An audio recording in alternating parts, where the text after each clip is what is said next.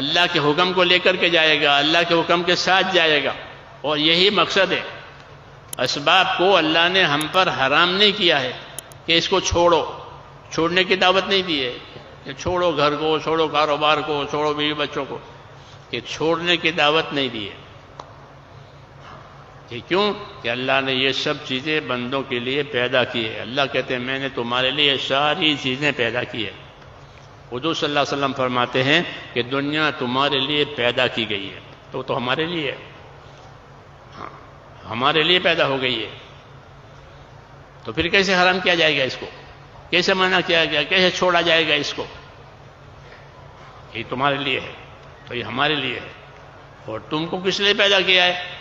کہ تم کو اپنی دنیا میں آخرت بنانے کے لیے پیدا کیا ہے۔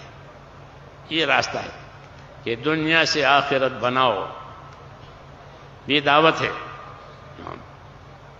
اور یہ سمجھداری کی بات ہے کہ بنانے والے نے یہ رہبری کی ہے کہ دنیا تمہارے لیے ہے اور تم آخرت کے لیے ہو۔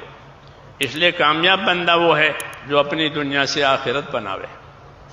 قارون کو اللہ نے مال دے کر یہ دعوت دی تھی، بہت مال دیا تھا اس کو، اس کے قصے مشہور ہیں، تو اس کو مال دے کر کے یہ دعوت دی تھی کہ وابتغی فیما آتاک اللہ الدار الآخرہ ولا تنس نصیبک من الدنیا، کہ تجھ کو اللہ نے جو مال دولت دے رکھی ہے اس سے تو اپنی آخرت بنا لے۔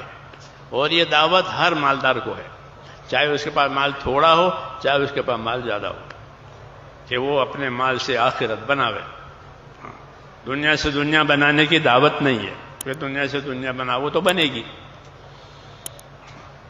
لیکن دنیا سے آخرت بنانا کہ ہاں اس کا طریقہ الگ ہے، اس کا طریقہ یہ ہے کہ اندر کا یقین بدلے، اندر اللہ تعالیٰ کا خوف آوے، ہاں اندر اللہ کے